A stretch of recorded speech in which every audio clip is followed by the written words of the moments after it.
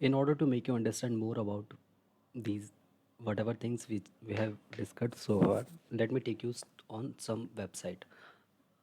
So right now I'm using my Chrome web browser. This is the Chrome web browser. The very first thing is the website URL. Here we can put down the website's URL. So we have put it down our website's URL here, so which is taking us to this particular website, so we can reach to this particular website. So you are saying there are multiple things which is happening here itself. So which part is static and which part is dynamic, I can let me tell you that whenever I refresh the page, some kind of thing, this thing is coming up from the downside. So this is a dynamic part of the website. So few things which are not being changes, these things are dynamic as well. Few things which are not changing here are these things. So these things are called static part of the website.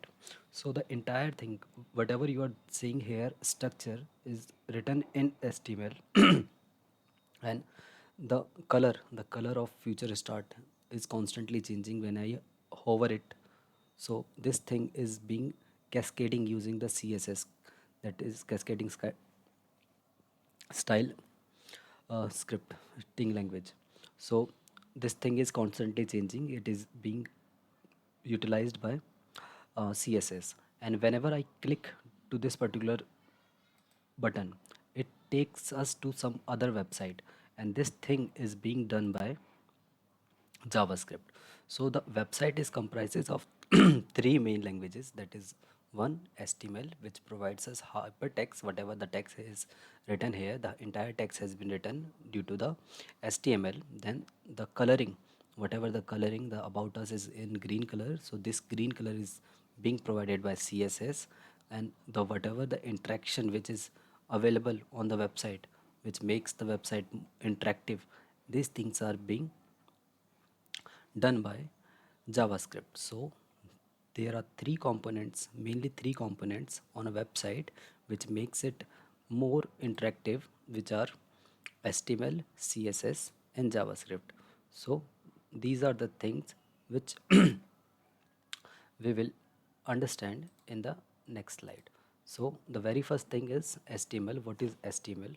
So HTML is nothing but a hypertext markup language. It is used to create physical structure of the website. So whatever we are seeing on the website physically is being created using HTML itself. So it provides us the physical structure which can be there, such as text, link, images, videos, page dividers, buttons, tables, on whatever things which are physically available on the websites are being created by HTML. Also, the codes written in the HTML are proper formatting of all the texts and images. So the browser can constantly display over the web page. So this is the HTML which is being utilized there for writing the website, providing the structure of the website. So the next thing is CSS. What is CSS? So CSS provide front-end development with the standard methods of the method to define, apply, and manage different sets of style characters for a website and each component. Like whenever we are going to some website and we are seeing their color, styles, font, design, the layout, the background, all of these things are being maintained by CSS. So CSS is there to maintain our website.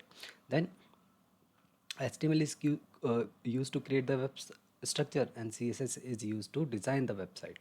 So the designing part, if you are taking the example of your home, so when the labor come and it provide you the structure to the building, then after the structure has been available there, then some kind of paint is given to the building in order to make it look more colorful or more livable.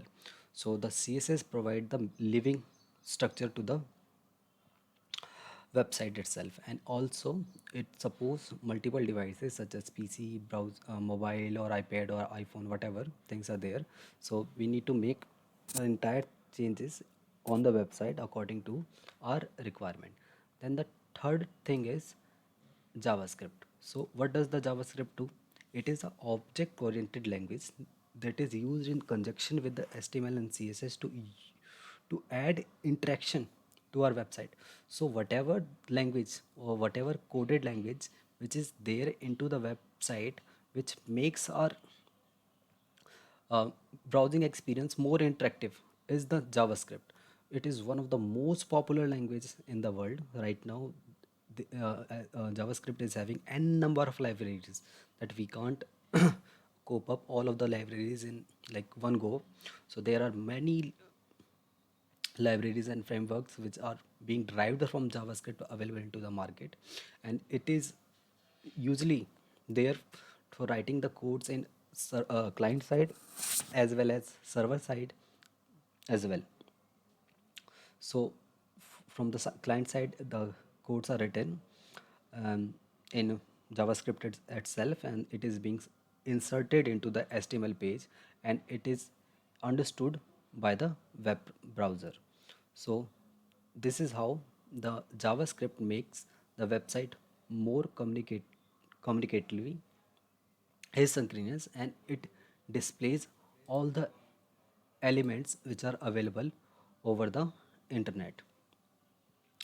Like, you can consider the JavaScript as the internal functioning of car. It is responsible for each and everything which is happening over the internet, like over the website. So if it is responsible, like for example, let's take a scenario that anyway our website is playing some kind of background music. So JavaScript is there. There is some kind of changes into the button from pause to play. That thing is also being provided by JavaScript itself. The moving element from one point to another point is also being provided by JavaScript itself. So JavaScript is one of the language which almost makes all kind of interaction that you see on the website is being done by JavaScript itself. So these things are there, and apart from there, there are some kind of special animation character which is also there. It is also being provided by JavaScript itself.